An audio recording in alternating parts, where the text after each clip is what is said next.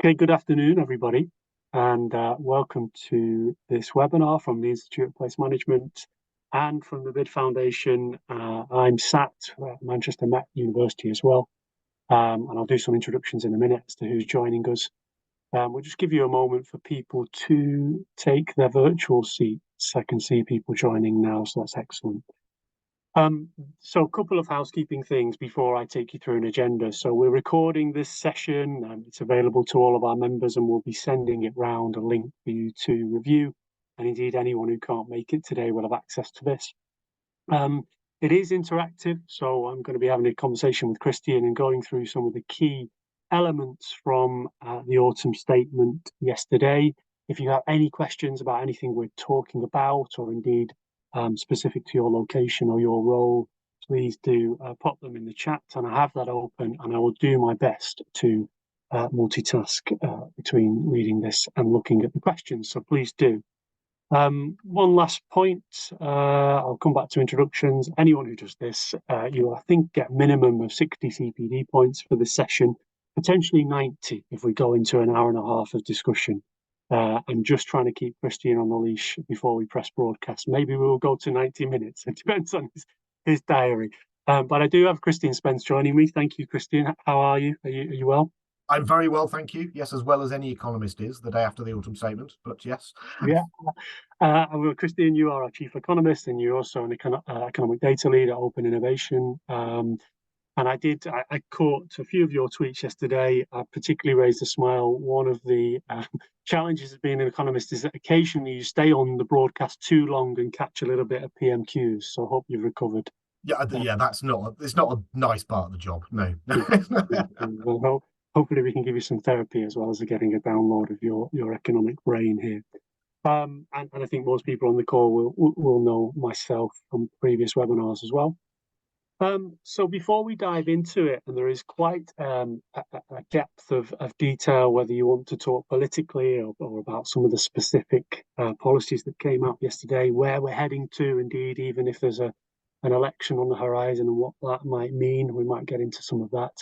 But what we want to try and break up this session into is broadly, definitely 6 segments, and then possibly a 7th one at the bottom there. So we'll talk about impact to households, or you might say the sort of individual consumer, person on the street. Then going to look at some measures and their impact on high street businesses. You've probably seen a lot of comment on that from the various sector bodies already. A little bit on infrastructure and planning as something that's obviously, well, not typically associated with the sort of economic statements, but there was a big plan that came out yesterday as to approach on that topic, particularly for big infrastructure. Going to look at productivity and growth, and as you'd expect, that flows through everything in this discussion. Really, it sets the agenda, or certainly sets the sort of equation for chancellors to make decisions about where they invest and where they tax, etc. Going to look at devolution. We've got nobody better to speak about that than Christian on the call, about the new areas that have got devolution deals and what that means. You may indeed be sort of dialing in from one of them. And then just look a bit about what does this mean for the future, because there are spending cuts on the horizon, and look at it a bit locally. And then any questions from the audience. So if you can stay with us, we may well stretch to 90 minutes, but certainly 60 minutes, and then some questions. So we'll dive straight into it, and we'll keep this as a conversation, Christian, as we've done in the past. We'll come on to, I suppose, let's come on to the national insurance cut as the big headline measure. Christian, I put some things here on the slide here. I've cut and paste a couple of things because I really am interested in how this is presented. There's a lot of politicking in terms of, on the right hand side of the screen, who are the typical roles in the country, who do you pick to put in those statements? But the headline is, if you are on a payroll, a 2% cut in national insurance taking place in January, which we'll come back to. It's kind of slightly strange timing, coming down from 12% to 10%. That affects 27 million workers. And indeed, if you're self-employed, you'll also get a 1% cut, down from 9 to 8% in April, not Jan. And I just question your thoughts on this in 1 second. But one observation from me is you do actually, this is quite a progressive measure, isn't it, Christian? And choosing to do the cut in NI rather than other forms of tax. There aren't many low-paid workers on the right-hand side of the screen, apart from the cleaning worker in the middle there. That you can sort of do a bit of a Where's Wally to find someone on a lower wage. But yeah, you see it as progressive as well and really welcomed. I think it's an interesting move, Okay. honestly. The headlines were trailing that there was going to be tax cuts, so we knew sort of something big was going to come. The rabbit out of the hat was the fact that it's 2p rather than a penny. Was the main surprise. I guess that the place to start is this is really obviously a pre-election autumn statement. The starting gun has definitely been fired in terms of the next election. It has to happen by late January 2025. No one really thinks it's going to be that late, because I think the penalty for doing party political broadcasts over your Christmas holiday next year would be pretty high, as well as trying to get people to turn out in January. So, the hot money was October. The fact that so if this cut were going to be income tax, he would have no choice but to introduce it in April. Income tax is set as an annual tax. There's a bit more flexibility over national insurance, which, and you can see, has allowed him to bring this cut in earlier than you would be able to do with income tax. So, that's the first thing. That's kind of shortened the betting markets on the fact that a May election is now probably rather more in play than it was at lunchtime yesterday. In terms of progressivity, not really, I think. It's just because by the nature of, it's the same as cutting income tax or changing personal allowances. The majority of the fiscal benefits will flow to those at the top of the earnings distribution because they pay more NI in the first place. It will end up being a larger share of their income. So not a progressive cut. From a sheer economics point of view, though, this does tilt the balance slightly between how the UK tax system taxes earned income and unearned income. So things like income from rental properties, income from dividends, from savings, from pensions, none of those things pay NI. You don't pay national insurance on any of those. They're only liable for income tax. So what this has done essentially is say the UK tax system is going to tax unearned income a little bit less and tax earned income a little bit more, because we've got this big fiscal drag effect because all of our personal allowances for income tax are frozen.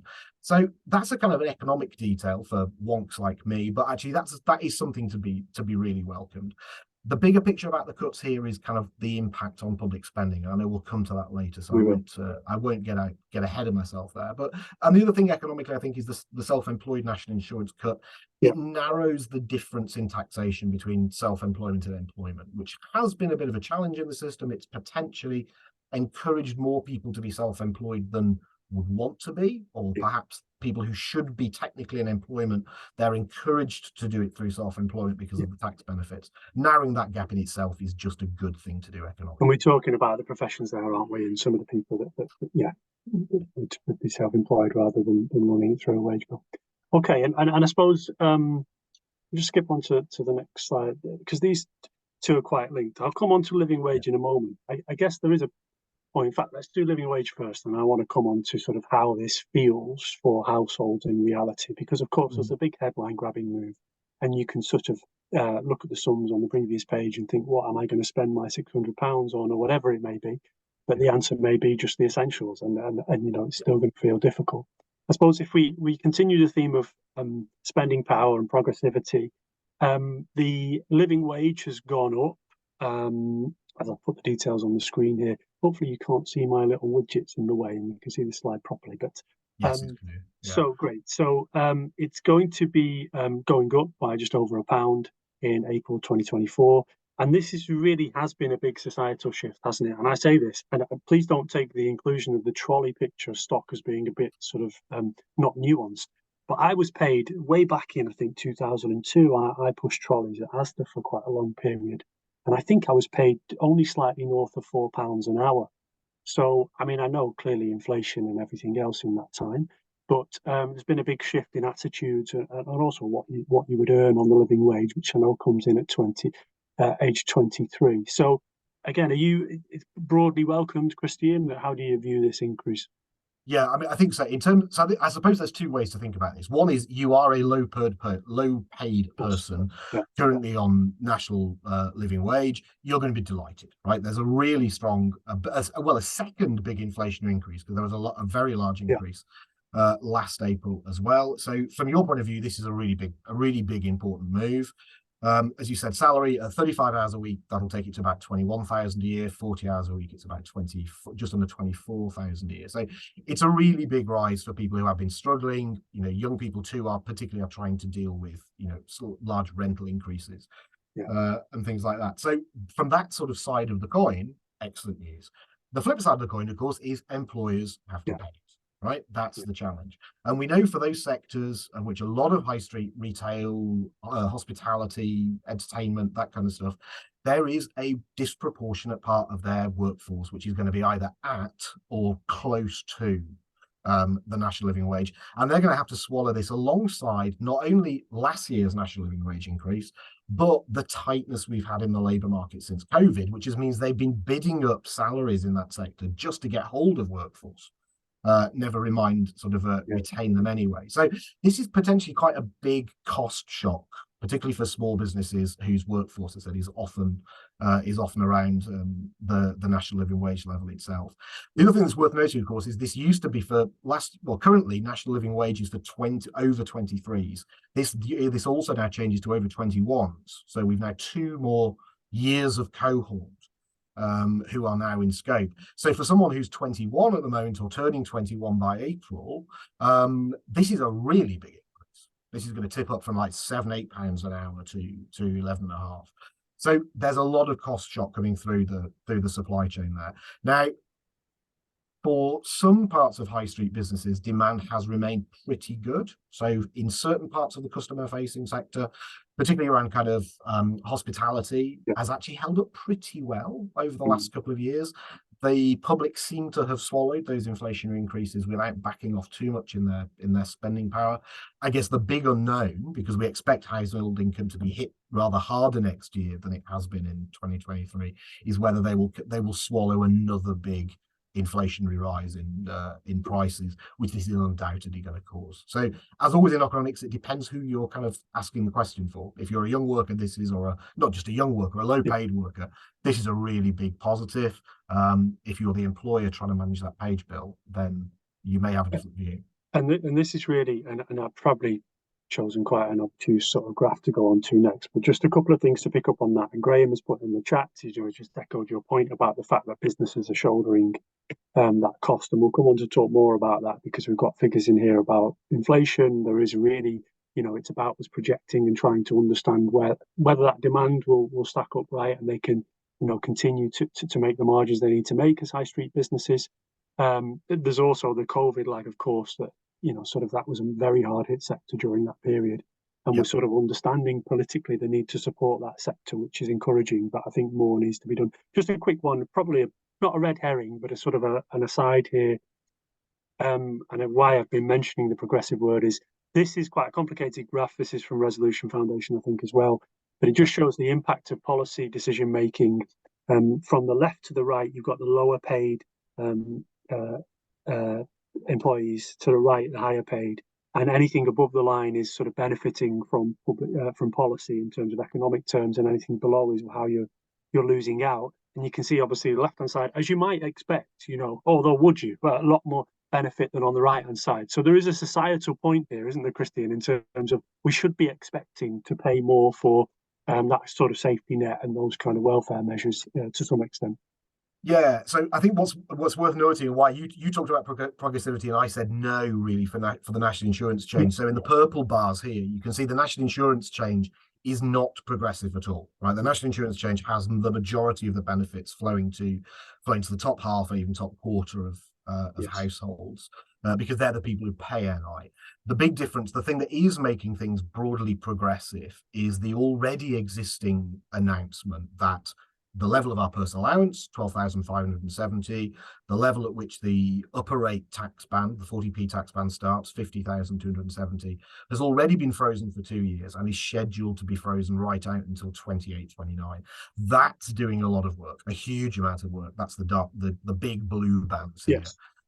That is progressive, of course, because it's a tax rise and the richer pay more tax proportionately than the poorer. So on average, the parliamentary stuff that we've seen so far is progressive. The announcements we heard yesterday weren't. So that sort of tipped the Yes. balance back So, ever well, so slightly in the I'll favour come of off richer that. I'll houses. come off that point then. But I suppose what this does talk to is, as you were saying earlier, actually, how the headlines can turn when you brief something a little bit early in terms of the NI 2% drop. People are now focusing on, and because this happens in the Conservative Party and a lot of parties when they're in government, this focus on the tax burden, which is pretty well illustrated by this graph and the dark blue in terms of tax changes and how that is paying for everything, basically. So it's pretty hard to get away from that, I suppose. Yeah, no, absolutely. Yeah, it's the whole narrative, I think, as the narrative of the speech was very much this is the largest tax cutting budget, of any administration since time began. Yes, in many ways for this one announcement, but Yes. there are an awful lot of policies that are happening simultaneously, which outweigh this in huge scale. The income tax rises. What's marked as the existing tax changes here, the freeze of bans, is expected to raise about 50 billion a year by 2028. Yesterday's announcements are a giveaway of about 10. So it's a slowing down in the increase of tax, not a tax cut. Sure. And I suppose just to throw some of that conversation from a different angle into slightly starker relief, this is another graph from the Resolution Foundation.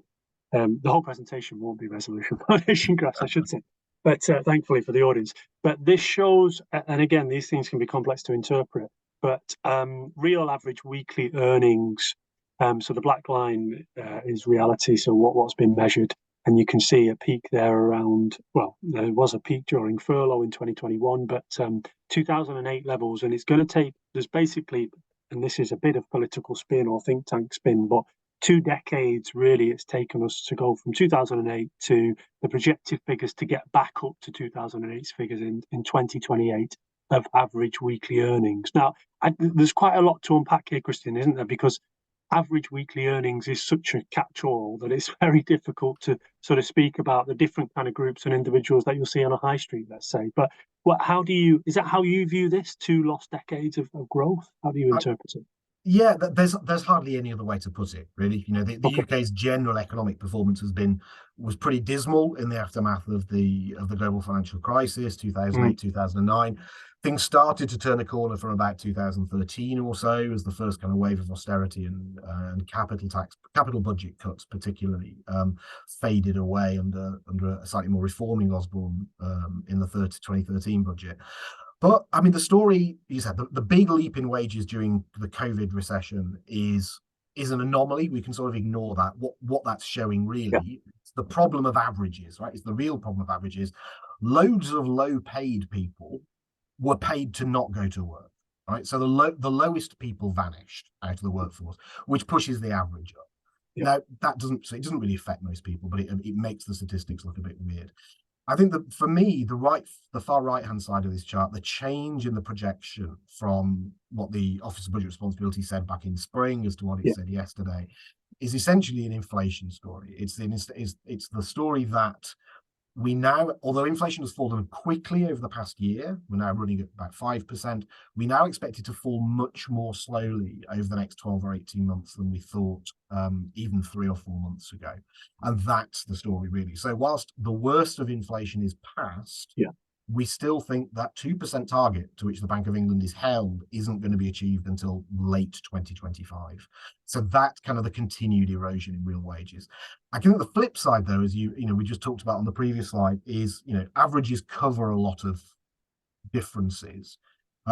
Average wage growth at the bottom of the distribution has been particularly high over the last 2 or 3 years. Partly that is policy with national minimum wage and a desire to get the national living wage to 2/3 of the median, which will now be achieved actually by 2025. And just general inflation environment, and particularly that tight labour market for particularly consumer-facing services. It's been very hard to attract and get enough of the staff required for those. Even though migration has been really high, we saw this morning the latest net migration statistics are out, 750,000 a year. That's a huge inflow. Lots of those are flowing to health and social care. And for most of kind of our high street facing businesses, they won't be paying enough to ever be able to use an international migrant. They're never going to be able to get a work visa if you're Yeah. close to minimum wage. Yeah. So kind of the outflow of EU27 citizens we saw, A, both post-Brexit and then B, post-COVID, is still keeping the workforce challenges for small high street But there's businesses still as essentially a a, big a problem. very competitive market, as people will be familiar There with is. in lots of industries where you literally can't bring people in to do that. Yeah. And I think in fact I'll just come back to this one. I think this is a relevant graph because again, in terms of hiding, well, sorry, no, it's easy to hide things from me as a non-economist, but you look at you look at the in employment, and you think, great, as you said, there's some good things happening at the lower ends in terms of wages going up and living wage, just in terms of spending power. But Yeah. and again, and actually, just talk to us a little bit about the unemployment rate because we've got quite a unique set of circumstances in the UK, haven't we, in terms of the way the labour market has behaved, people withdrawing from the labour market. And actually, this would be a great set of graphs if PMQs was more graph oriented to put up if you wanted to speak about economic strength. Because look at the comparator between the UK and France and some of the other places. I mean, the United States without a safety net during COVID, an incredible spike. But it does hide that sort of competitive labour market and the smaller labour force compared to what we had pre-Brexit, doesn't it? Yeah, no, absolutely. So I mean, the UK labour market's performance is a singular strength about how we got through COVID. We did an astonishing job, and Yeah, genuine credit to the Treasury for what they did with furlough scheme to help manage all of that. Um, I guess there's two kind of things happening. One is the outflow of EU labour, EU27 labour.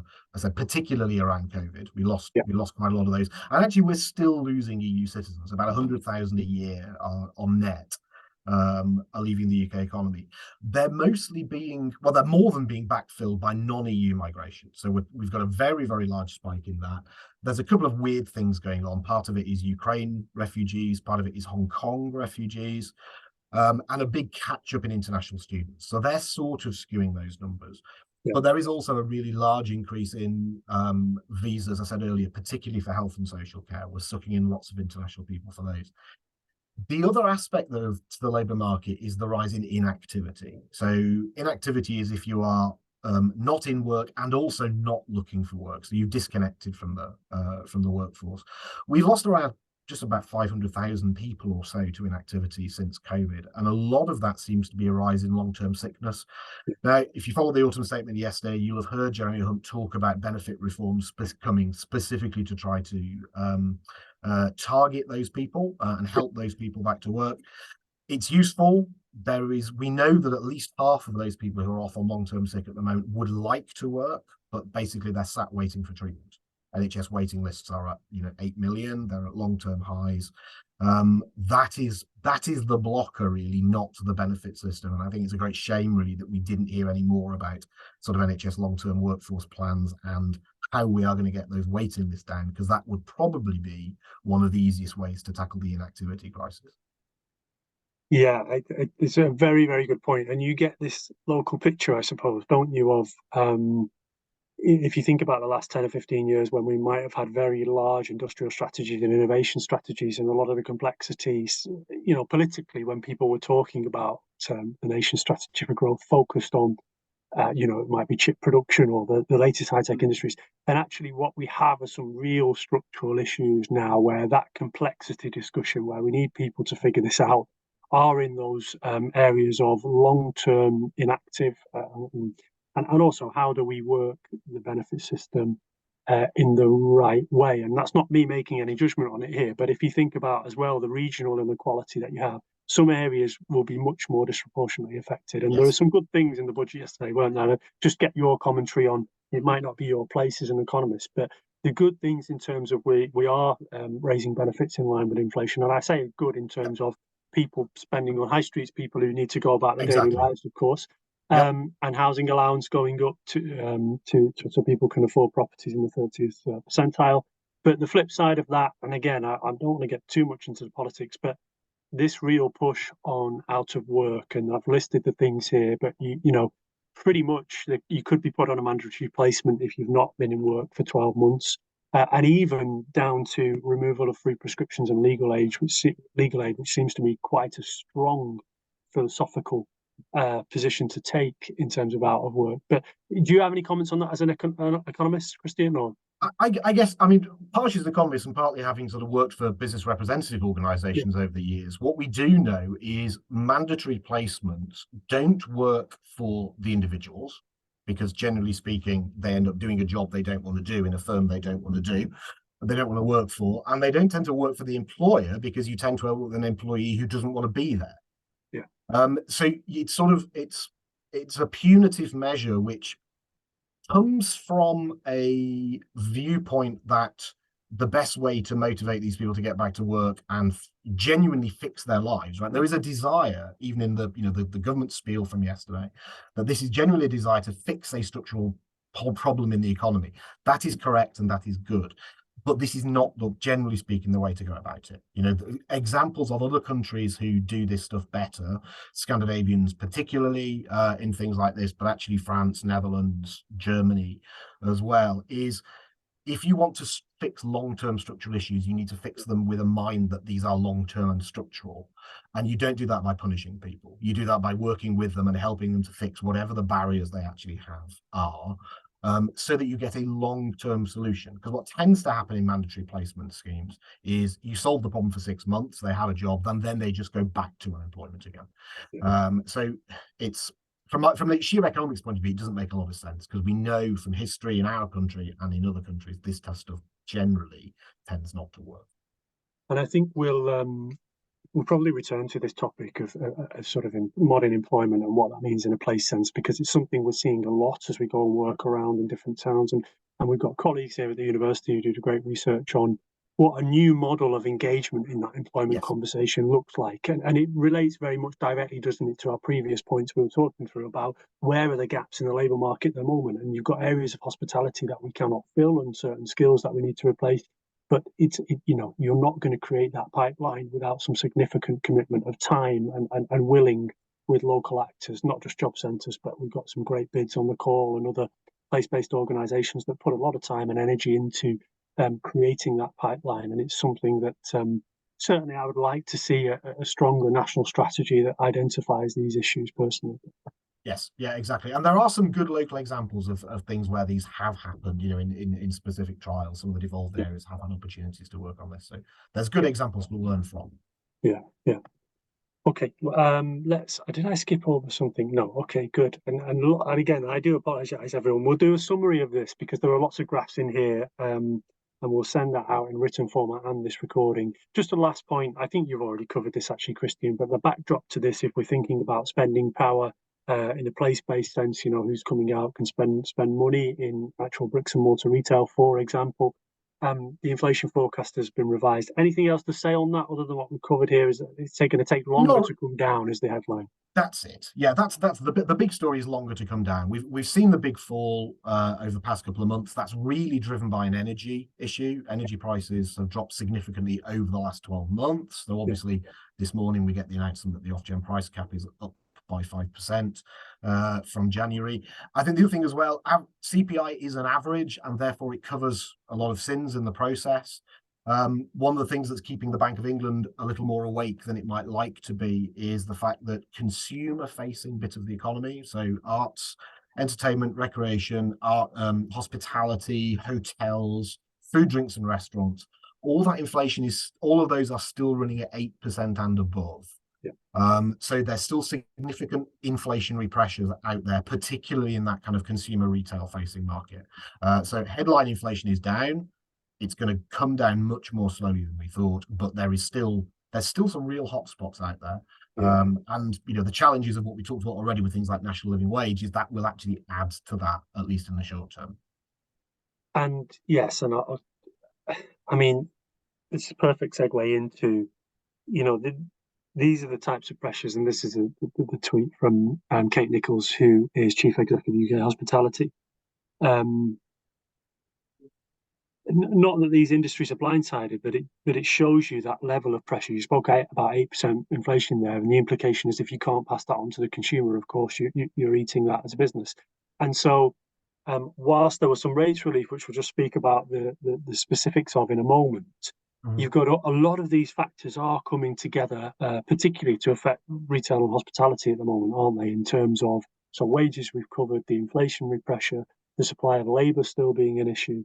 Yeah. So that is really squeezing high streets. I suppose just to look at this rates relief, and I've got a good question for you here, Christine. It is one of these complex questions. So if you remember, during COVID and afterwards, the 75% relief for hospitality, retail, and leisure businesses on their rates bills, I think it goes up to something like 110,000. I haven't put that on the slide in terms of a There or rate. thereabouts. Yep. Yeah, so that's been extended for another year, so to 2025.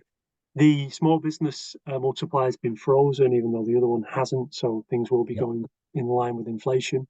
So that sort of people should be quite conversant with this on, this is a big relief, and it's a removal of a sort of a barrier to entry, but also staying in business because it's one of those overheads that just hangs quite heavy. So that's great news. And feel free to please comment on that measure. But the question I had for you was, when we move on to talking about devolution, which is a really place relevant matter that was addressed in the statement yesterday, one of the good things that Greater Manchester and the West Mids combined authorities now can do is keep 100% of their business rates, retain all of it. And, I suppose there's a reason why I'm putting both of these on a slide. Is this a viable tax? And yes, they're retaining that, but it's being subsidised by national government. So where does this lead? Do you view that as a real strength for those authorities, or is it a bit of a poison chalice into the future?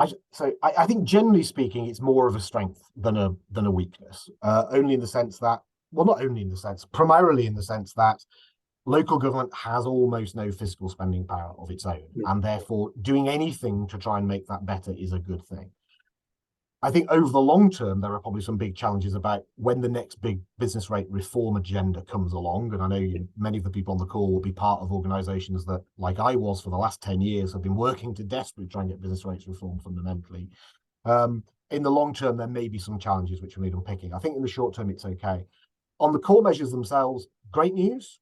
I mean, no question, right? Freezing of business rates is good.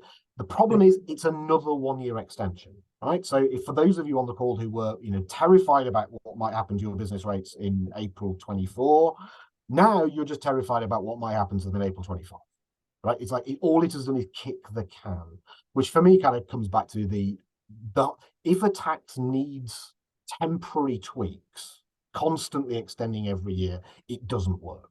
Right, it's ripe for true reform. There's clearly no appetite. We've had one proper business rates review under the administration from 2013, 2014.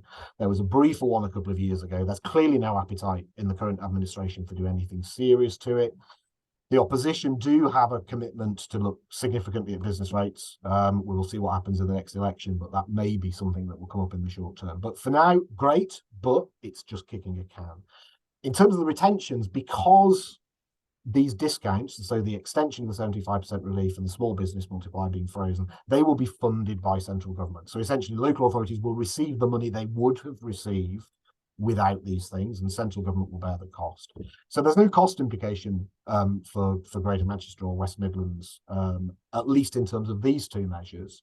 And business rates currently is indexed, so it always generates more money every year.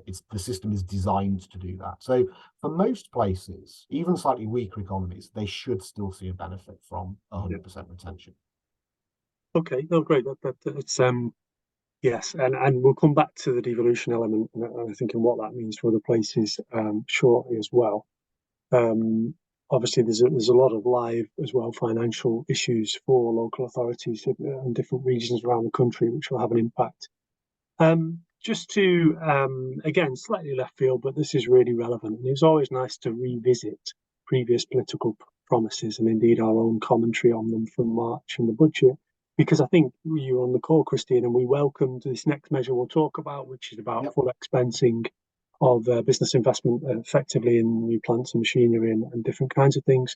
And we said at the time there were plans to make this permanent, and lo and behold, it has been done. So I suppose just two questions for you. Hopefully, this is a straightforward issue of this is a good measure, and we need to improve productivity and growth.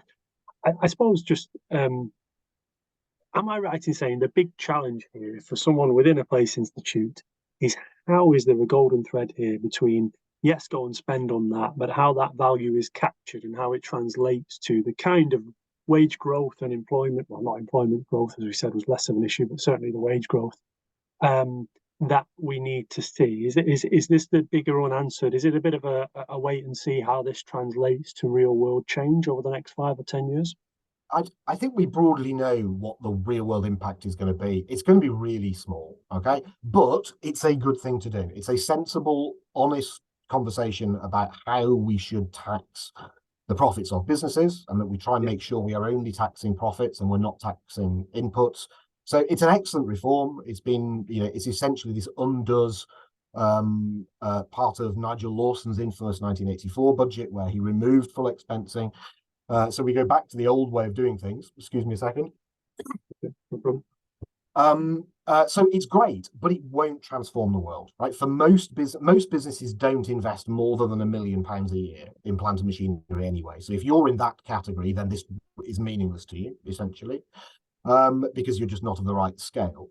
The Office of Budget Responsibility think this might add 0.1% to GDP over 5 or 6 years. So it's not big stuff, but it's an important message. It's a good reform to a complex tax system. And I suppose one advantage it does do is, if you have been relying on the annual investment allowance of the business in terms of what you can write off, you have been waiting year on year on year to find out what that number might be. It might be a 1 million, it might be 120% deduction, it might be 200,000. This sort of takes all of that away. So even if you're not of the scale of $1 million plus, at least now this is something that's essentially been depoliticized. Investment you can write off, there's no question. Yes.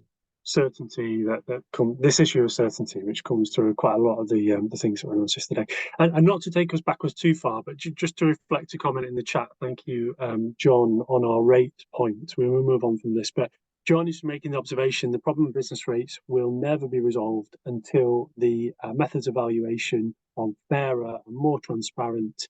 And he's saying that tinkering with the different relief measures sort of doesn't impact that complexity. I mean, just to return to it quickly, let's nail our colours to the mast here. Is it an issue of complexity? You think if everyone understood this much for this business, very, very simple, or is it just that the tax on bricks and mortar doesn't work, full stop? Both of those things. Okay, Yeah, sorry. I mean, well done. I've written a big blog. It'll still be somewhere on the internet, which is kind of like the 7 deadly sins of business rates and the 7 fundamental issues about why it doesn't work as a good tax. But we can probably distill that down to 2. One is, as John points out, the valuation process is insane. It is insanely complicated. Yeah.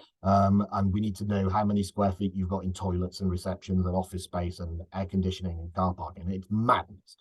The second really big one, and this is the biggest single obstacle to reform when you talk to the Treasury about this stuff, is it raises too much money. Right? It's just too expensive. We're taxing rent for large businesses now at 55%. If you attempted to tax residential property at 55%, people would be setting Parliament on fire. But we accept it for business taxes. And I think that's the big thing. The whole thing needs cutting down and reforming. The big barrier is it raises lots of money. So we've got to find a way to help a future government navigate this and say, okay, we are ready to cut business rates. We are going to levy that additional tax somewhere else. And where is it? That's the answer no one's really yet come to. Yeah, absolutely. Well, we'll share that blog, and brilliant point on the percentage taxation, compared to rentals, because this is it is hiding in plain sight, really. Yeah. Okay, well, let's. I'm sure we'll address rates again. The issue will never. I think if we finally resolve business rates, we'll all be slightly bereft. I don't want to sort of. I wonder what to do. I must spend half a day a week on business rates. I must. Exactly.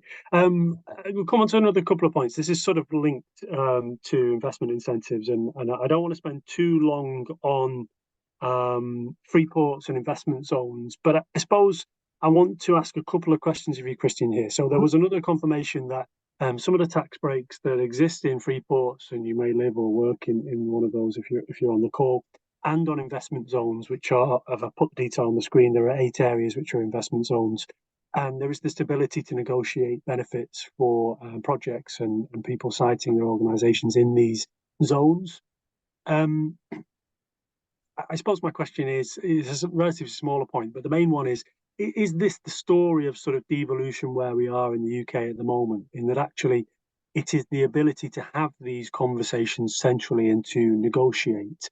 And actually, sometimes that's a challenging negotiation because because of the state of productivity, the state the country is in as a whole, sort of financially. Well, I mean, what's your view on these? Is it a small point in the budget, or do you think we need to learn the lessons of these 8 areas and how they make it work? There will always be stuff to learn from these things, and I think the great strength of devolution, apart from some of the more obvious stuff, which is just local autonomy, the ability for a local place to shape their own vision, is we get experimentation, right? The joy of devolution is 8 places can go away and do 8 different things, and we can look and see what worked, and we can do more of what worked and do less of what doesn't. That's the great joy of devolution, rather than trying to come up with a single model which gets applied to everywhere. From a sheer economics point of view, there's not a lot of evidence that investment zones work, right? The effect is usually much smaller at a national level, because what tends to happen is you just tend to encourage activity from outside the investment zone to inside the activity zone. So at a national level, all you do is move stuff around, and therefore they tend to wash through and don't really do a great deal. But that doesn't mean there isn't an important local effect. And actually, there will be lots of people on this call, I'm sure, who would say, yeah, I don't care whether GDP grows by 1 billion or not, but I want it. I want it in my place, not somewhere else. And actually introducing some good competition where places are looking to say, actually, I think I can attract money here from somewhere else, then good luck to you. And then, I think there's an important point. So lots of economists poo-poo this stuff because we say nationally it makes no difference. But the whole point is it makes a difference to place. And so that ability to experiment is really good. Last point on that, I would say, is the extension of the benefits from 5 to 10 years is critical. Ideally, it would go even further, right? Because the really big benefit of those kind of 100% business rates capture, stamp duty, land tax capture, is it gives a local place an additional funding stream over a length of time which they can plan to do something with. So even though those volumes of money might not be very much, maybe X combined authority gets to retain another £20 million a year in business rates. £20 million a year is not going to transform anywhere's economy, but £20 million for 25 years lets you leverage a very large capital investment. And that's the trick, really. So longevity of these things is really important. Same thing, it's why full expensing will now have an effect. Now it's permanent. As long as it's 3 years, nobody will get an investment through. No one will decide what it is they want to do, implement it, and see the returns in 3 years. You've got to do stuff over a longer period. UK policy generally is too short focused. So any extension is welcome. Yeah. No, it's a really good point. And on the sort of right level of competition and getting people to move around, because there will be, and we've visited many of them, sort of district centres and different areas that are looking to, for example, transition from a certain type of workforce or a historic industry. And put simply, they want to pull as many levers as possible. So there is something here. If you set aside the zoning element, there is a way to think about how do you do regeneration and how do you need to provide those incentives that certain people just won't be thinking in those terms locally, whether they're regeneration experts or whatever. And that is really what we need to call on, isn't it? Because otherwise, you default into this conversation. Oh, shall we just be? And this is completely right. There's no shame in aiming to be a functional centre and just doing what your catchment needs. But of course, you need growth regionally to come from somewhere. Otherwise, you're never going to capture that kind of spend and that sort of uplift. So, it'd be interesting, and we'll see what lessons we get from those 8 areas. To take another sideways step, and I suppose that this relates really closely to what a lot of local areas have been doing. So this wasn't this is about a report from the National Audit Office, and it relates to the infrastructure and planning issue. And we'll come on to big projects of nationally significant infrastructure shortly. But there is a context here of what's going on at the moment around the country. So I think we've had just over £10 billion committed to levelling up projects of one fund or another. So these are local authorities bidding for, as you can see on the slide here, this is directly cut from the National Audit Office report on the levelling up spending. So shovel-ready projects that can be delivered, their infrastructure, their public realm, they're all manner of things, but a lot of capital investment, as I say, gone into them. there is a slightly troubling picture, and I'll segue onto the planning reforms that are coming down track for infrastructure, in that these just aren't being delivered as quickly as we would like, probably for a wide range of different reasons. And you see the bottom paragraph is the most troubling. DLUHC's original deadlines are unlikely to be met, but for instance, 50% of the main construction contracts for levelling up fund projects due by March next year are unsigned. So there's not even an issue of sort of, we've done 80% of the construction, these things aren't starting. And this is where we'll segue into a discussion from the sort of economics to a lot of the cultural side and how we enable growth here. Christian, do you have a sense as an economist of how, because I'm not passing judgment of whether this is the planning system. We know there are major issues with inflation, and that has meant a pause on projects.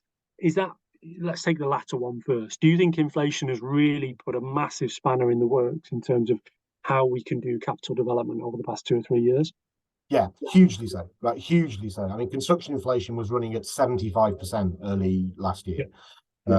Steel, concrete, all that kind of stuff. So that's really scuppered lots of contracts, which basically local authorities have, they've taken the time to do this ludicrous bidding process to pull together their ideas, get everything in scope, submit a bid, wait for government to take too long to come back and agree what it is that's going to happen. They finally issue the money late. But now the project's not deliverable because the project is now going to cost 50% more. So you have to rescope it, which for some things might mean going back through planning again. And the whole thing just kind of dies a death.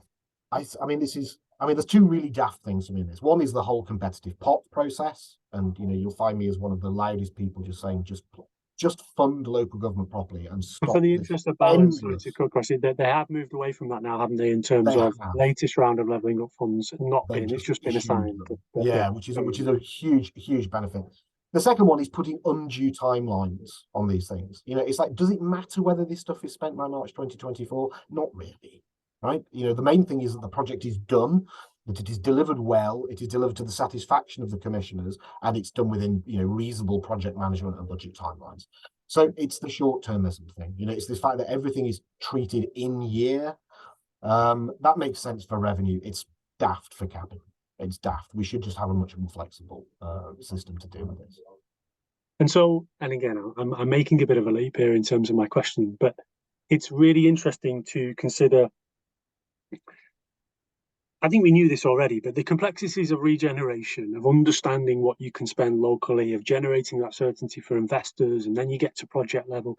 We're painting a picture here of the standard of expertise that you need to do these kind of activities within local authorities, not just because it's about place partnerships, but if we think about those salaried and can put 100% of their time into whether it be the planning vagaries or working with investors and so on, it really is.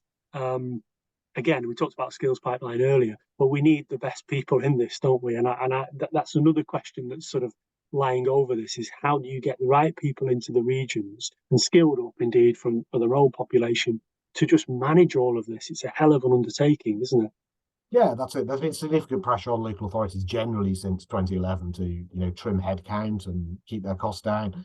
Yeah. There's been significant pay compression in terms of public sector, local government pay settlements. All of these things just make recruiting and retaining the right people harder than it need be. And all of these problems cost more to fix than what you've saved in terms of sort of trying to squeeze those budgets in the first place. So it just comes back to, I think I've said probably 3 or 4 times, we just need more long-termism in this stuff. Yes. Stop trying to chase 2 and 3 year cycles. And there's a political catchphrase in that somewhere, Christian, I'm sure. I'm right. certain. So we won't labour this bit too long, but it certainly it pays to think about, this whole webinar is about the local impacts of the statement we've just had and some of the policies that are swirling around. So just touch a little bit on some of the infrastructure and planning reforms that were talked about in a big report that came out yesterday. I've read through most of it, but I should say I'm not an expert in this yet. But let me just give the headlines here and the sort of direction of travel. And this has been discussed on both sides of the House in terms of opposition as well, about what is needed. So a couple of headlines. What's at issue here is there's a big investment, public sector investment that's cited by government. But I think the big driver of this is We know we're in the middle of a transition, which is very urgent for lots of reasons. It's been well trailed about green, about our energy infrastructure, about the way infrastructure works in general.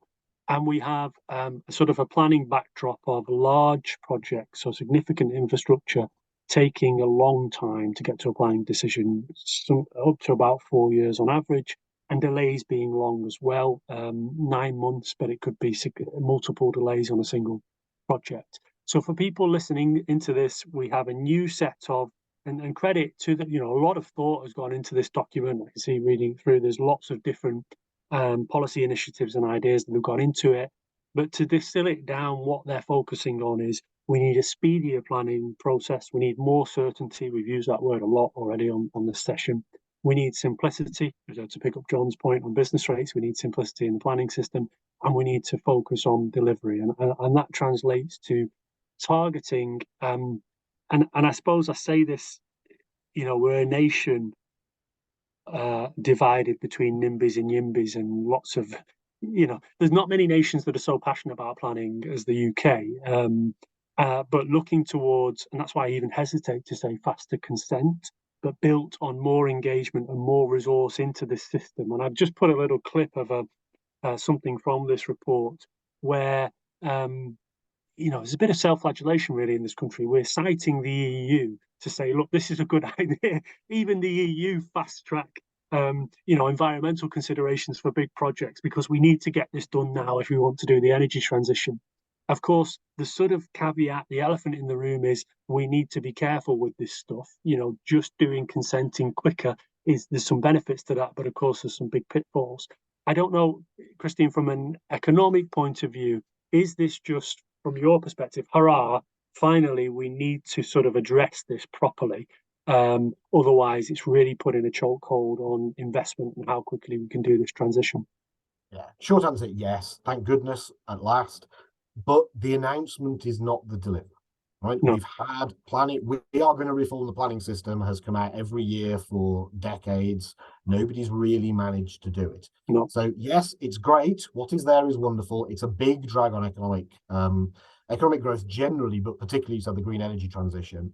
It's not so much, we've got very good at granting planning permission for things like offshore wind. Yes. We've just got very bad at making sure that we can actually plug them into the grid. Yeah. At the same time. So a rounded, more consensual system which delivers this, we're all in favour of, but do it. Don't just talk about it. That's the challenge. Yeah, and on your point about plugging it into the grid, this is an old tweet actually, but I just thought it's good. If you're coming into these issues cold, they can be very abstract.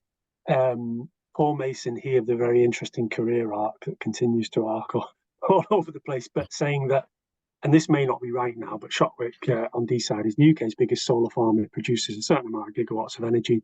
We're going to have to build, and there's a more complex picture of this, but 67 of these for 12 years. And actually, they're being quoted exactly your point. You're going to have to wait till 2037 to get connected to the grid. Exactly. I don't know your knowledge of that. Why is that taking so long for us to connect something onto the grid? So that is way beyond my okay. expertise, but, yes, it shouldn't be, right? It shouldn't. Yes. So there you go. I mean, just puts the picture into stark relief. And I think if we're talking about, we were speculating, probably not advising people to gamble on an April general election, that green infrastructure in general is definitely going to be sort of a battleground, or certainly discussed in the debates as we get towards a general election. And whichever party wins that, this is going to be right at the top of their in tray in terms of how do you turbocharge this. And the last question on it, actually, because it's really relevant.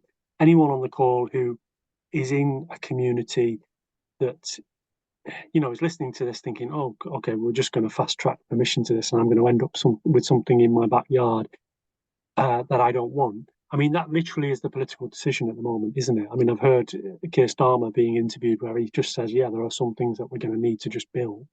I don't know if you have the same perspective, Christian, on that. Is it something we've got to get over, or it's something that every country has to wrestle with, right? The most famous example is probably France, which has a particularly accelerated planning regime for stuff of national significance. And there's a great quote from one of their transport ministers who was asked many years ago, how do you get your high-speed rail lines through communities so quickly? And he says you just turn up, you knock on the door, you tell them we're buying your house, you give them twice the value of the house in cash, and it's done. Right.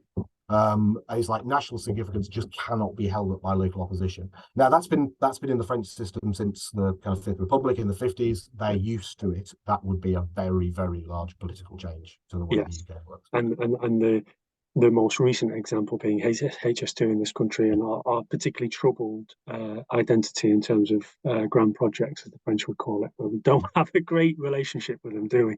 And in fact, Not exactly. I'm struggling to. I don't know if you can name one off the top of your head that we can hold up as a great UK infrastructure Not success. really. We take a very, very long time to do this stuff. Yes. Yeah.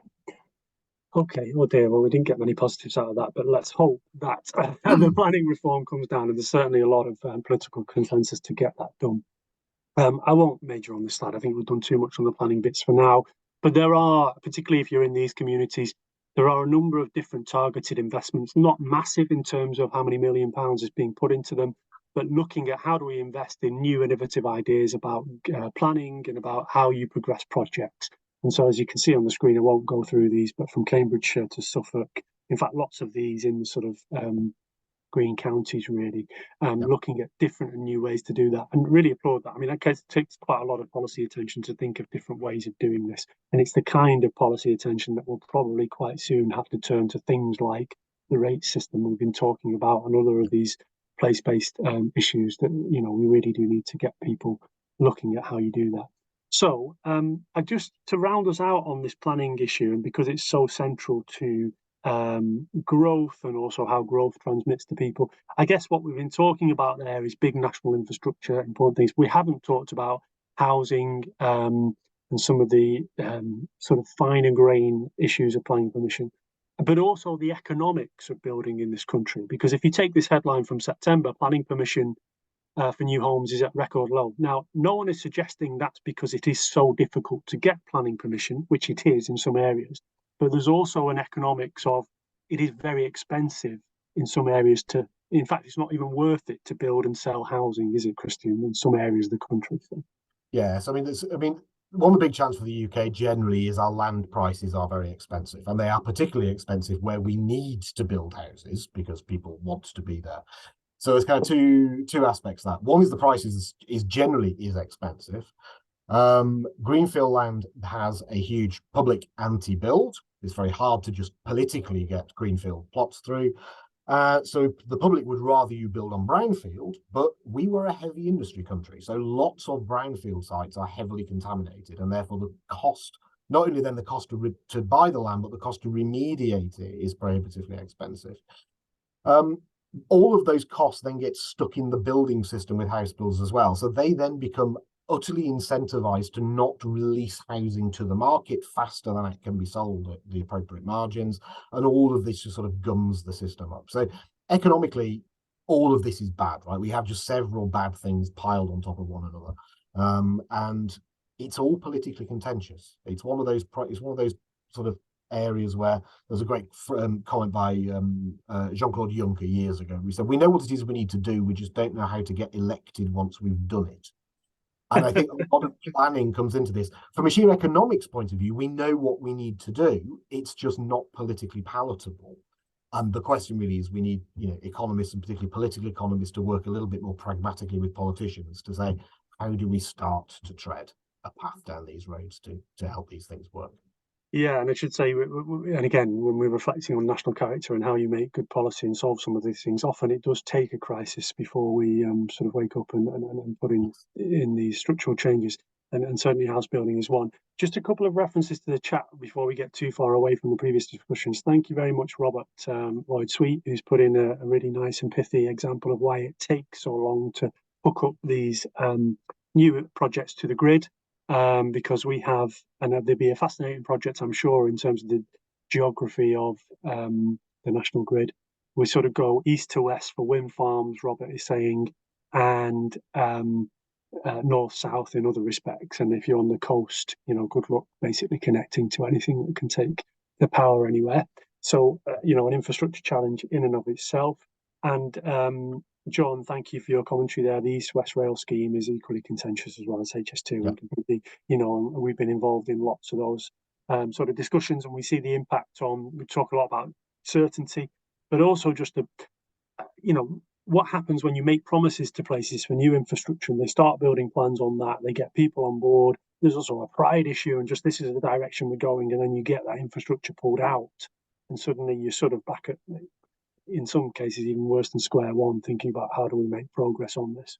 So absolute imperative that we get a better culture, not just around delivery, but planning these things and understanding. Absolutely true.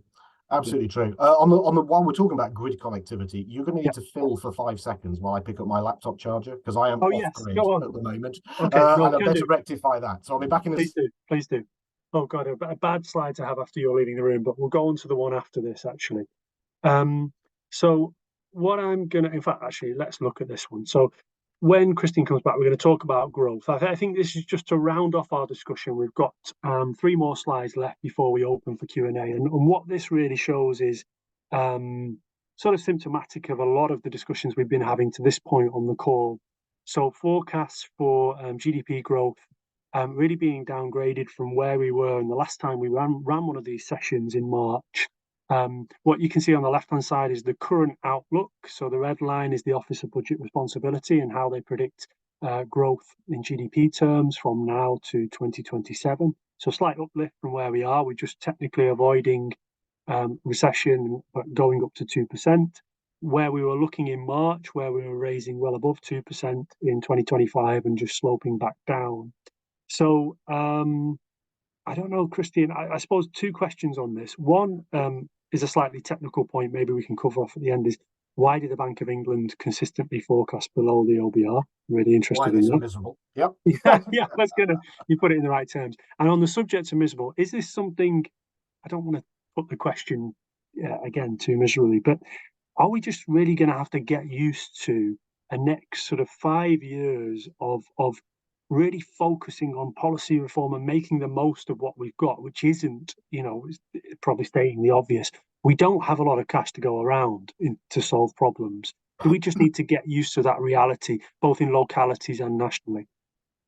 So let's take that last one first. So I think we shouldn't, but depending on what happens politically, we might have to. Okay. So I mean, the big growth. The big shift in the forecast is exactly what we expected this time. So 2023 has been better than any of us thought it would be 6, 9, 12 months ago. And that's mostly because there's one thing as economists. So I tend to say every time I do an economic presentation, I get the chance to hold my hand up and say, as economists, we know we got something wrong, so I should tell you. We underestimated how much people now have in savings. So we squirreled lots and lots of money into savings during COVID lockdowns, about 140 billion or so.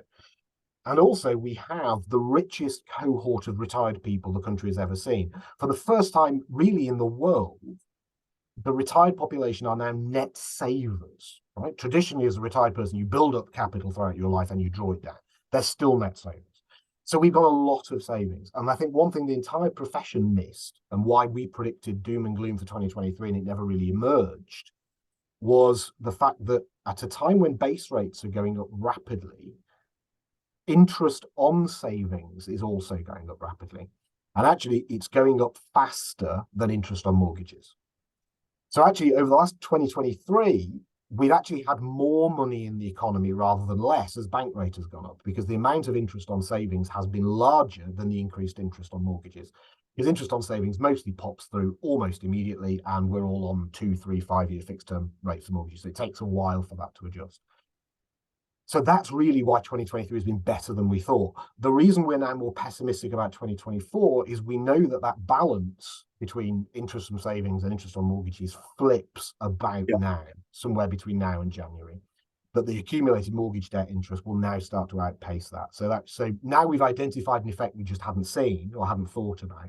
Now we can see it. That is now giving us a little bit more concern about whether. Just on that, Chris, before we address why the Bank of England is so dire, we talk about the regional inequalities of the UK. But you mentioned there mortgage interest and saving interest. We also, we have a large number of people who own their own homes and are sitting on massive amounts of savings. So we have inequality in that sense across the population, as well as regionally, but in terms of saving.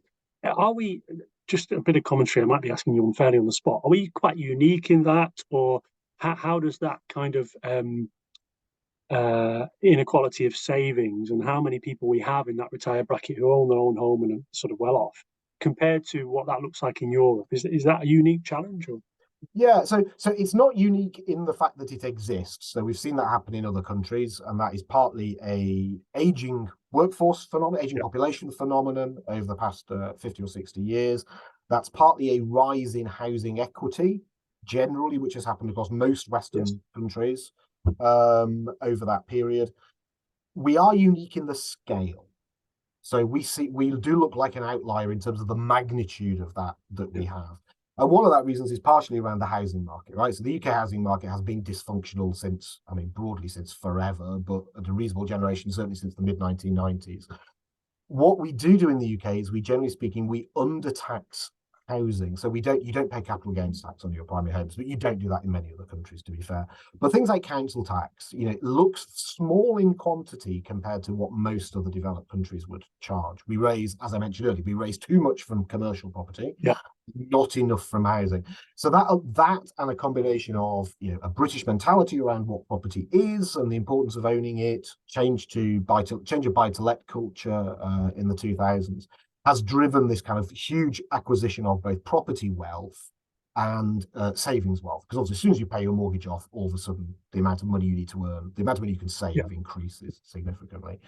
So the big change is we've got a large retired population, the wealthiest retired population we've seen almost ever, really.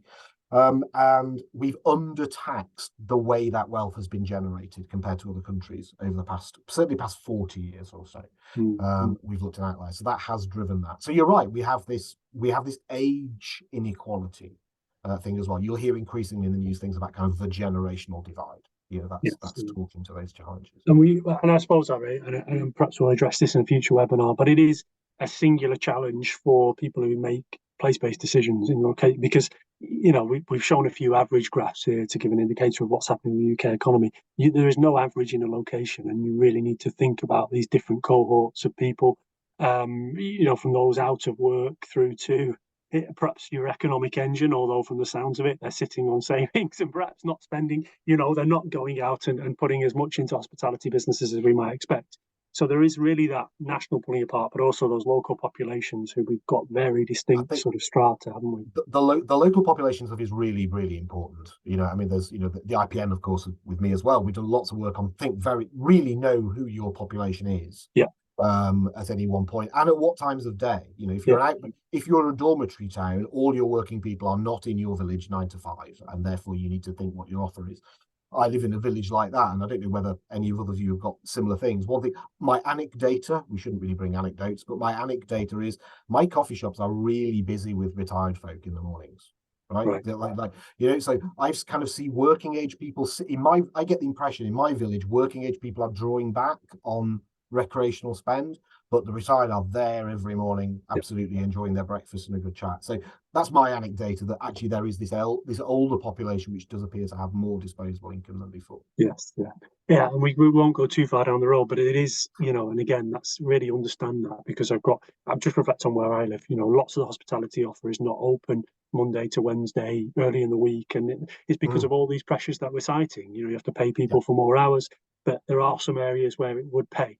And hopefully someone who runs a business in your village is listening, Christian and Nick, they'll clean up, or they're already open, so that's fine.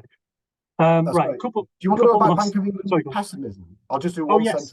Why is the Bank of England so pessimistic? So all economic models are complicated things, and they're always all wrong by definition. The OBR and the Bank of England have a set of assumptions about how the world works. The big difference between the two forecasts, because if you go back over the last 3 years, the bank has been really, really gloomy, and the OBR has been less gloomy, not necessarily positive, but less gloomy. The bank believes that people will not draw down their savings. All this saving stock that's been acquired, the bank thinks people are mostly going to leave it there. And on the basis of the data we've got up until Q1 this year, they're right. Okay, people are still, net savings continues to rise. So that's the bank's view. The OBR takes a different view. The OBR thinks under the pressure of mortgages, rent, energy prices, wage compression, people will be forced to withdraw their savings and spend them. That's what basically makes the difference. So the bank thinks you're going to sit on your savings and not spend them, which means all else being equal, there'll be less money circulating on the high street. Okay. Okay, good to know. And whatever happens, there's a certain amount of political spin available in either direction, isn't there? You know, Oh, an always. OBR forecast growth is a gift to politicians, and then if it's wrong, you can pass that along the line and just blame somebody else. So, right, a couple more slides. We'll take if there's any questions. We're getting into some of the nuance here, but I think it's really important to, and I'm just quoting your tweet, I think from yesterday, Christina's, one of the big things we've not talked about is spend on government departments. And I suppose from my perspective, what we do as an institute, these are not just, of course, obviously key public services, health and social care being top of the list there, but engines of the kind of policy when you get down to some of these departments. Certainly we work a lot with the Department of Levelling Up. They're the engines of some of the policy innovation and some of the changes that we need. So give us an overview of what's happening to department spending, and is this where we're bearing some of the brunt of some of the giveaways? Yeah, this is where we are bearing all of the brunt of all of the giveaways. Yes. So we obviously the speech said this is the biggest tax cutting autumn statement we've ever seen since Adam and Eve were children. There's a big backdrop going on. Okay, so the fiscal drag, what we call it, your personal allowance is frozen in cash terms. The higher rate tax band is frozen in cash terms. The entry point for national insurance is frozen in cash terms until 2028. That's a really big tax rise. But there's been a big giveaway yesterday. He's given away about 20 billion or so in tax cuts. All of that has essentially been offset by some future spending cuts somewhere at some point in the future. So bizarrely, in some ways, this autumn statement looks remarkably similar to the Truss Kwarteng nightmare event of last September. When the world falls off the edge of a cliff. They come along with a huge set of unfunded tax cuts and promises that at some point we'll find a way to balance things. Then the world was much more febrile. Markets were already worried. We had a very high inflationary backdrop with things getting worse. There was weird stuff going on between the US and the UK treasury markets, and the UK fell off a cliff. What's really interesting, and I remember talking about this at the time with the Truss Kwarteng, is you could get away with the policies, you just had to frame them differently. And that is what Hunt this time has managed to do. So we have here £20 billion of unfunded tax cuts. That's what was announced yesterday. The markets haven't blinked. What has happened, though, is the OBR is very, very clear to point this out in the report, is there is now an additional £20 billion of public sector cuts, which are essentially penciled in between now and 2027. Now, from the March budget, we already knew that they were penciling in about 10 billion of cuts, which then looked unsustainable, that somebody would have to come and fill that gap. That 10 billion of unsustainability now looks like 30 billion of unsustainability. So what happened is, because some of our departmental spending is protected, so health and social care is protected in real terms, defence is protected at 2% of GDP, and some others, education as well. That means all unfunded departments are going to take a bigger squeeze. So even in health, where back in March we were promised 3% real terms growth for health a year between now and the end of the forecast period, that's now down to 2%. That feels, with 8 million people on the waiting list and a new workforce plan, totally unbelievable, in the sense that it won't happen. There is no way they will get away with spending that little. Political pressure will come and change that. And that's really the same for the rest. So we're looking at a 4% cut to all unprotected departments over the next 4 years.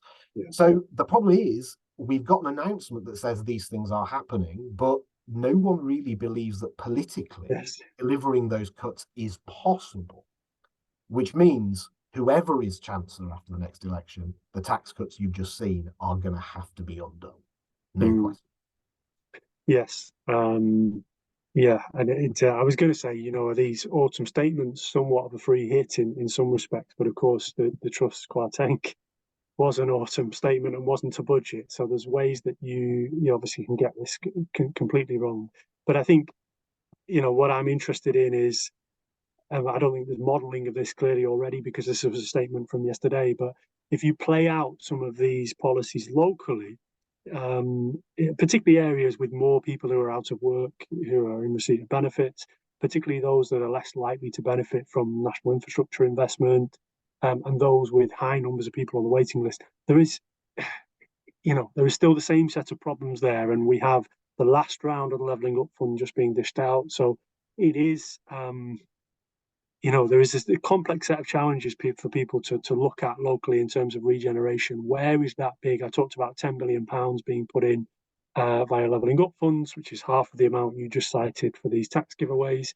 Where is that financial impetus coming from to sort of for places to bootstrap themselves, where they are smaller districts or smaller locations that have some of these challenges? And that is that's a big policy question, isn't it? Still, of course, It is. it It's always still is. open. Essentially, there's nothing been announced yesterday that would give you any reason for significant comfort that that is going to be addressed at any point in the next year or so. Yeah, That is so, yeah, a genuine, political, I'm afraid, but it's a big economic point of because course. all of this will trap and back on growth.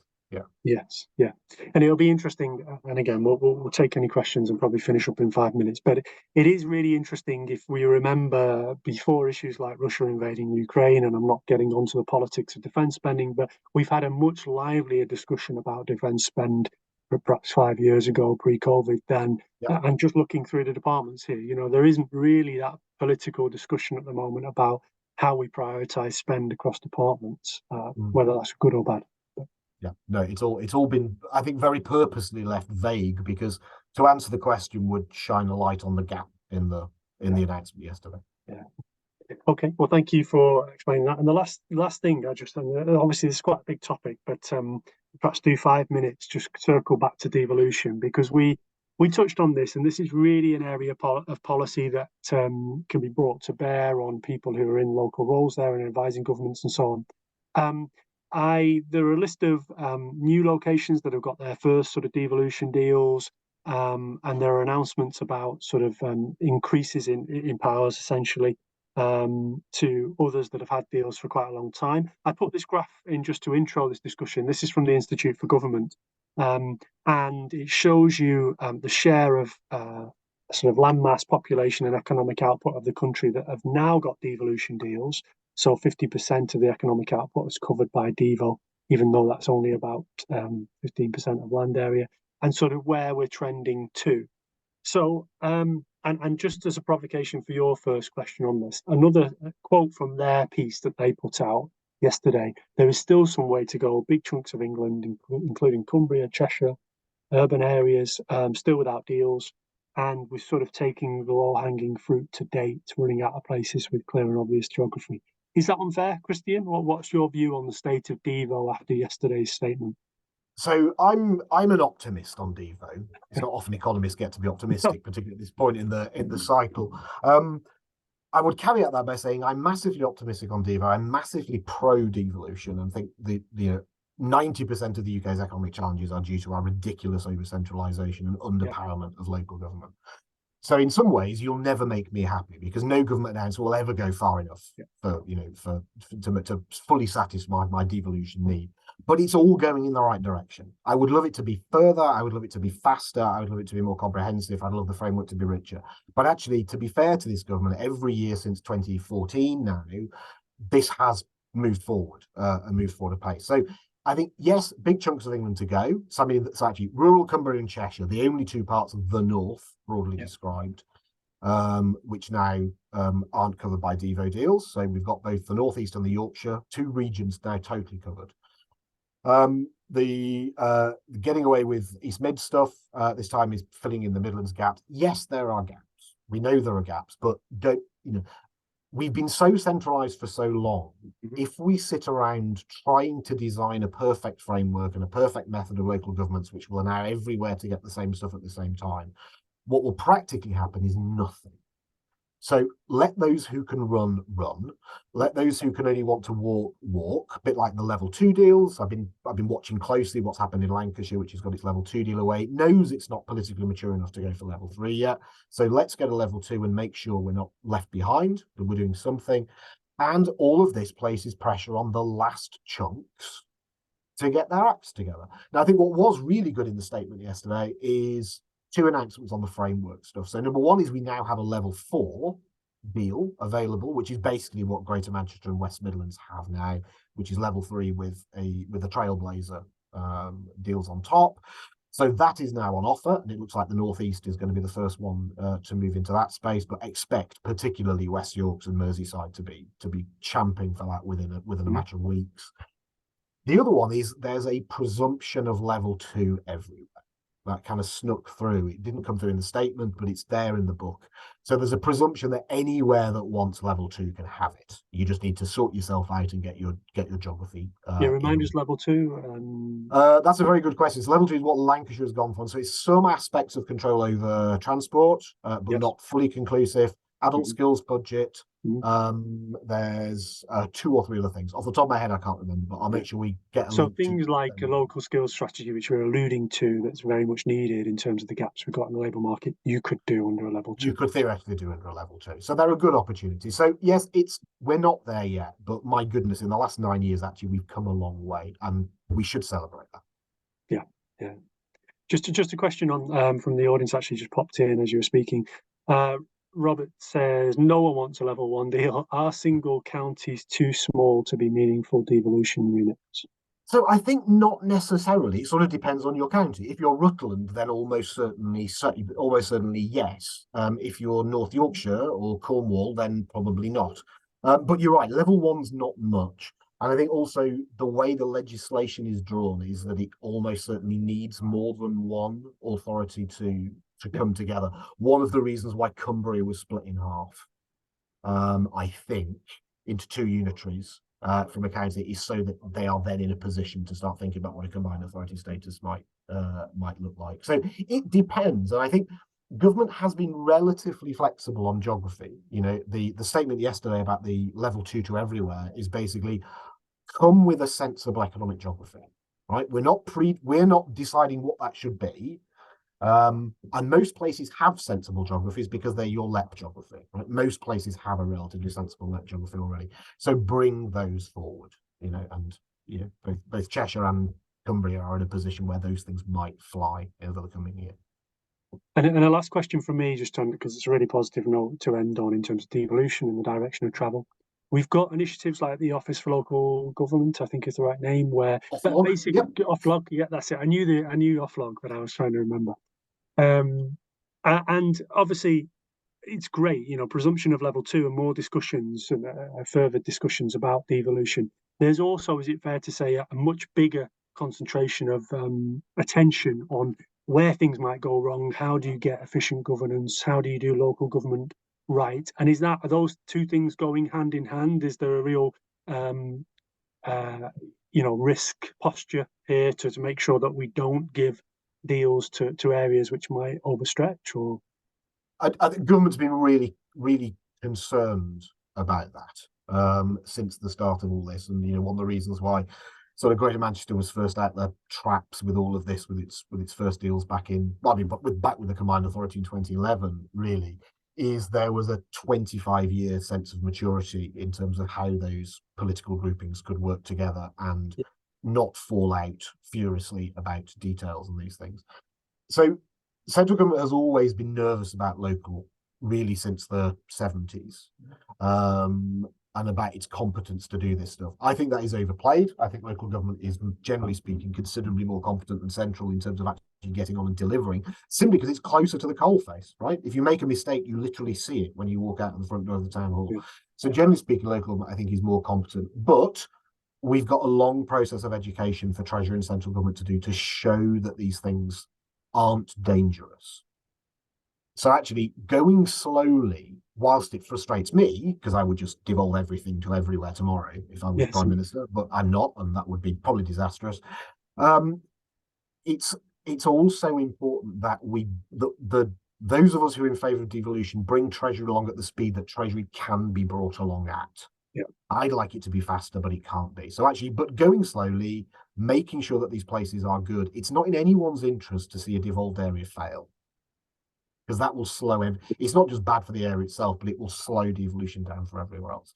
So Yeah. it's frustrating. I wish it could be quicker, but I think making sure that there is a solid level of open, honest, transparent governance and scrutiny is important to make sure this stuff flies and flies well. Little bit like the planning debate earlier. We know where it needs to get in terms of reform, but everyone's a little bit scared, and this could be one of putting it. Okay, well I think and thanks John, you came back just on the limits to the geographical idea. So Barnsley is a well-known issue in these areas in terms of and LEPS, the plan is still to close LEPS, isn't it, as well? So just to and that's confirmed. So and indeed, I'm sure I saw mention of LEPS in relation to Devo deals and things like local, economic strategy, but perhaps I've imagined that. That's right. So LEPS as individual bodies as they sit now will be disestablished from April next year, but their whole functions remain and will be transferred into local government at whatever the right level is. So if you've got a mayoral combined authority, your LEP functions are basically there already. But they will now be formally transferred in. And I think that's good. I think LEPS were they wouldn't have been my choice in 2011 when they were introduced. And one of my concerns was they took away the best bits of regional development agencies, which was a serious concentration of administrative knowledge and capacity, and retained their worst bit, which was lack of democratic oversight. And actually putting these functions inside a properly elected local authority is absolutely where it should be. Yeah, Robert indeed making that point. Just now pops into the chat saying the change to LEPS creates some accountability. Yeah, so I think that's a really important move. Yes, yeah. Okay, well, listen, Christian, as ever, I don't want to speak for our audience, but it's been an absolute pleasure for me to spend an hour and a half chatting to you about these issues. I hope, and thank you, all of you stayed on to the end of this, and we'll be sending out the recording and a slightly shorter summary of this conversation in terms of what the budget, not the budget, the autumn statement indeed meant for places. So yeah, last thing to say from us, massive thank you, Christian. Hope we'll speak again soon. Yeah. And if you have any questions, please send them in to us. You can pop them in the chat now. It's probably something we'll cover off in the write-up that we do for this and we send out to all our members. So thank you, everyone. Have a great rest of your Thursday, and we'll speak to you on the next session. Thanks very much. Thanks.